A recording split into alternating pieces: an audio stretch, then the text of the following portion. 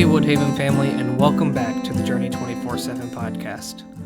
We have reached the end of Genesis. Today as we look at Genesis chapter 50, we remember yesterday we saw at the very end of that chapter 49 that Jacob passed away, and he made his sons promise him that they would take him back and bury him in the land of Canaan with Abraham and Sarah and Isaac and Rebekah and with Leah. He made them promise him this. And today we open up with Joseph mourning. It says he fell on his father's face and wept over him and kissed him. And then he commanded his servants to embalm his father. Now this looked very different than what we think of today when we think about that process of losing a loved one. It wasn't like you went and planned and had a funeral within a week or so. No, it took 40 days for them to embalm. 40 days were required. And it says that the Egyptians themselves wept for 70 days. So this was a long mourning period. And when this all was done, Joseph went to Pharaoh and told him about the promise that Jacob had asked him to make with him, to be buried back in Canaan, and said, "Can I go and do this?" Pharaoh tells him he can go, so he takes off and he goes and he gets his father buried in the land of Canaan. He fulfills that final wish that Jacob had. Well, then they come back. They go and do this, and they come back, and his brothers, Joseph's brothers, start to get nervous. They start to wonder if Joseph had actually just acted like he forgave them and was so gracious and kind to them just for the sake of Jacob. So they're worried that he may throw them out on their own or get his revenge on them. So they were so scared to go and face him themselves that they sent a message to Joseph. And it says, "Your father gave this command before he died. Say to Joseph, please forgive the transgression of your brothers and their sin, because they did evil to you. And now please forgive the transgression of the servants of the God of your father." It says Joseph wept when they spoke to him. His brothers also came and fell down before him and said, "Behold, we are your servants."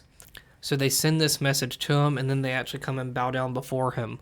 Again, it brings back that memory that Joseph had at a younger age before he was sold into slavery, where he talked about how he saw his brothers bowing down before him. But Joseph said to them, "Do not fear, for am I in the place of God?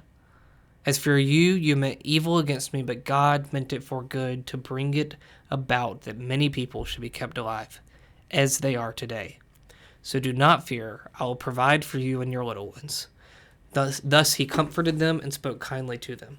So we're seeing him give that same response he gave to him in the past, where he says, "Look, you meant this for evil, but the Lord had a purpose in this.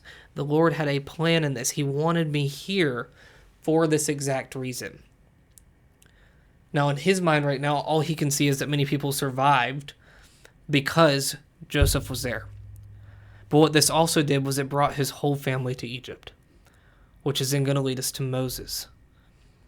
And all of this is ultimately just going to continue to show more and more God's goodness, his graciousness, his kindness.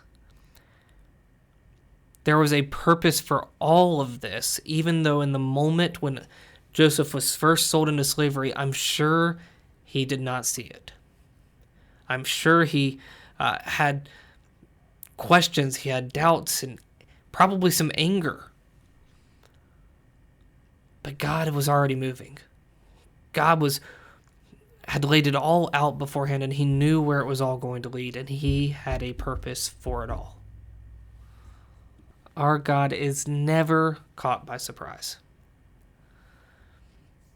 We also see here that Joseph gave them this forgiveness, and he had given it to him in the past, and it wasn't conditional on his father. This was an unconditional forgiveness that he showed his brothers. That's the kind of grace and mercy we should be showing to other people, because our salvation is rooted in a grace and a mercy that is far greater than anything we can comprehend. So we should be living that out and showing that to others. Finally, we finish the book of Genesis with one last little narrative, and that's the death of Joseph. It says Joseph remained in Egypt, he and his father's house. He lived 110 years. One day he said to his brothers, "I am about to die, but God will visit you and bring you up out of this land to the land that he swore to Abraham, to Isaac, and to Jacob." He's telling them that, look, the Lord is going to eventually lead the Israelites out of Egypt and back to the promised land of Canaan. And he says when that happens, he said he's not worried about going and being buried there right away like Jacob was. But he says when that happens, take my bones with you. And we'll see in Exodus that that was actually fulfilled, that his bones were eventually taken to Canaan. But here we finish out this book with it saying that Joseph died being 110 years old. They embalmed him, and he was put in a coffin in Egypt. So that's going to wrap up our study of Genesis. First of all, I just want to say thank you all for joining me in this journey through this first book of the Bible. And also, I want to encourage you just to take a moment to reflect. You just studied the book of Genesis, 50 chapters, every single day, verse by verse, chapter by chapter. Reflect on what you learned. Reflect on the ways that you're seeing Scripture connect that you may not have realized before, or maybe you're just appreciating again. I know that's been one thing for me, just is studying these each and every day and talking about them each and every day. It's just a constant reminder. And I sound like a broken record probably when I say this, but it's a constant reminder of how good our God is. He's so good, and he's always been so good, and he always will be so good because he's unchanging. And it's just, it leaves me speechless sometimes. He cares so much for us, the creator of this universe, that is the author of this all, cares so much about us that he wants a personal relationship with us. It's mind-blowing.